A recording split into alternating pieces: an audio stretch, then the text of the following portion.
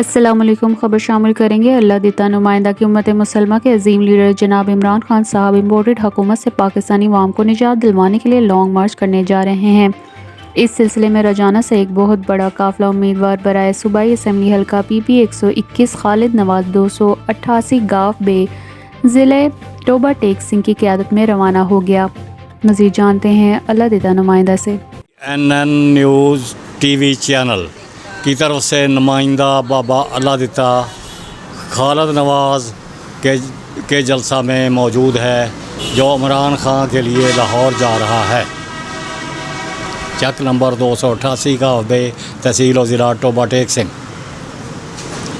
बयान सिर्फ इतना ही है कि हम खान साहब के फॉलोअर हैं और बुत गिराने निकले हैं। चलो चलो इमरान के साथ, चलो खालिद नवाज के साथ। PP 121 से खान साहब की कॉल पे हम पहुंच रहे हैं और इंशाल्लाह अपने कायद के ऑर्डर के मुताबिक हम मैक्सिमम बड़ा जुलूस लेके निकल रहे हैं टोबा से। अराउंड इस वक्त 40 के करीब कारें और लैंड क्रूज़रें या फार्चूनर्स हैं और 6 बसेज़ हैं। बाकी अभी काफ़िले आगे हमारे साथ मिल रहे हैं, इसलिए अस्सलाम वालेकुम।